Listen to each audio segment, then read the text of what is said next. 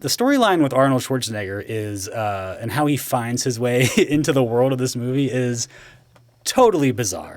Yes. It's technically possible, I guess, but it's kind of beyond absurd. They do call attention to this a little bit because Linda Hamilton's character, or maybe it's Mackenzie Davis, is asking questions like, "Wait a minute, nobody's noticed that you're like 900 pounds." Yeah. Well, his wife, she's like, your wife doesn't realize you've never slept and you weigh 500 pounds and and whatever. And he's just like, it's not like that.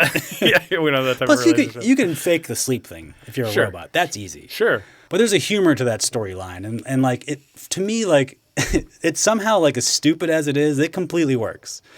Dude, it really does. He's hilarious as Carl. He takes on the name Carl. Carl, yeah. He does drapes. So it's like, it's funny, it's humorous, but it's not out of harmony with the rest of the movie. No. And I think Arnold Schwarzenegger is like a very undervalued comedic actor. I think he's really good at it sometimes. Yes. And so he makes that part of the story work, and and as an audience member, you're just like, okay, like it's stupid, but fine, whatever. It got Arnold into the movie. It works.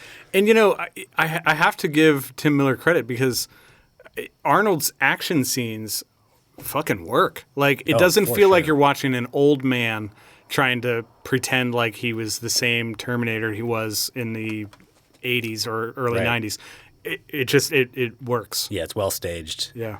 But the headline in this movie, I think, is that Linda Hamilton returns to the franchise with a vengeance. Oh, she's badass in this. Yeah. Her as Sarah Connor, to me, is the driving force of the entire Terminator franchise. Yeah. And we're reminded of that immediately when she comes into this movie.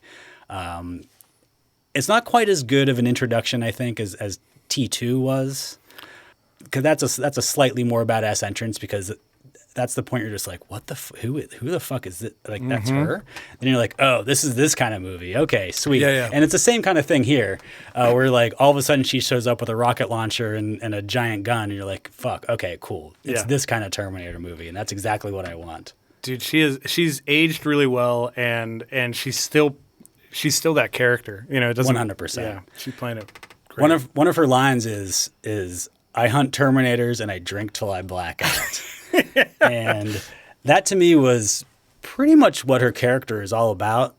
And it's a real moment for her character there. And I did wonder, like, how autobiographical was that moment? Ooh, good question. I wonder. Good question. Because her career, never quite reached the heights of that era. She was on a TV show and whatever, but like, and she's been in a bunch of movies, but like when she was as Sarah Connor in Terminator 2, like that was like as badass as it got, you know?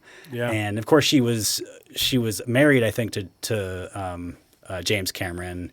And so I wonder, like, when she says a line like, I hunt Terminators and I drink till I black out, like, right. Is that what she's been doing the last 25 years? Yeah. Maybe. You know, I think that Tim Miller understands what audiences want out of a Terminator movie, which seems to be less mythology around Skynet and Judgment Day in the future and how these timelines intersect and things like that. And more just like, I just want to fucking fight robots that are hunting me. Right. And we have a big action scene on a plane. Yeah. We have an underwater robot fight. We have a highway standoff. We have a throwdown inside a hydroelectric dam. Yeah. It's like all these things that all these big, giant action scenes you would expect in a Terminator movie. Yeah. Yeah. And I have to say, in spite of the fact that it's not as much a departure as we got from T2 and T1, this new model of Terminator is a nice evolution and does indeed feel like a more advanced model than Robert Patrick's role or Robert Patrick's character in T2. There's some fun things that they do with this new model. Absolutely. It's cool. I also like that it's kind of introduced this idea that Judgment Day is inevitable no matter what we do. Yes. Which is kind of how a lot of technology feels right now, where it's like, well, I mean, people can make certain decisions, but like it's going to go this way, whether it's Google or whether it's somebody else, or until it fails or until there's some sort of like unintended consequences. But I also like that this gives the universe like some exciting new characters. We have like a new like Sarah Connor figure in this movie, but also like some new ideas of what characters can be in this movie, and the stories that can be told in this franchise. Like the idea that a Terminator is something that comes back to kill somebody in the past, like that's the thing that ties this whole universe together. But like just because you blow up Skynet doesn't change the fact that there's going to keep being Terminators. Right. And it actually made me start to think that like maybe the fact that like what is tying these universes together is the fact that there is a future where they send back robots to kill people in the past, and they call it a Terminator, right? And that again, it's like it's not Skynet; it's a different future. They still call it a Terminator, which to me maybe is like a meta commentary on the fact that like what's really holding all of these stories together more than anything is that they're all part of some IP called Terminator, right? But like that to me says that there are universes out there where people are coming up with the same idea, sending robots back to the past to kill somebody, but they don't call it Terminator. And so those stories are not part of this universe. Fascinating. Yeah, so this movie, it was not a hit. Like I said, it cost $190 million. It made $260, which by the math, it means it lost money. Yeah. It's a 2.7 on Letterboxd. And so really? So people don't like this movie for some reason. I don't know why. It got a 70 on Rotten Tomatoes. Critics score 80 from audiences. And so people that were going to see the movie at the time, I guess, liked it. So I don't know what's going to happen to this franchise now. This was seen as a failure, essentially, in a lot of ways, critically, financially. So maybe this will have to earn back some of its street cred. And I honestly wouldn't mind seeing some lower budget Terminator stories. Yeah. Because they're not going to stop making movies. It's fascinating because I think of the Terminator franchise as having a lot in common with the Alien franchise, where there were a couple magnificent movies to kick each franchise off, and then things started to go off the rails.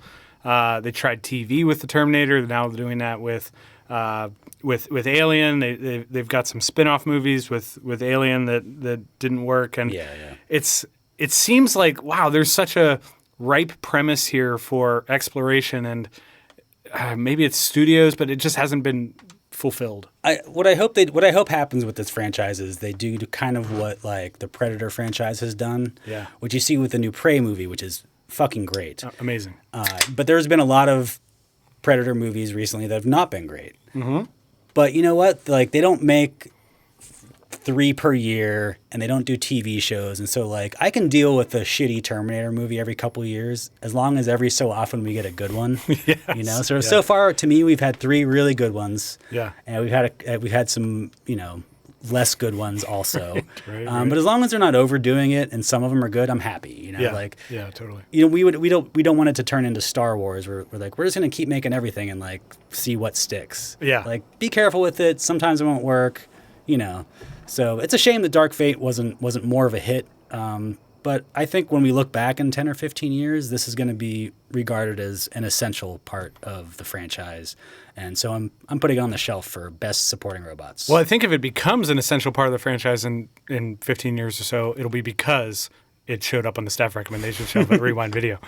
This is where it starts. This is where it starts. Yeah.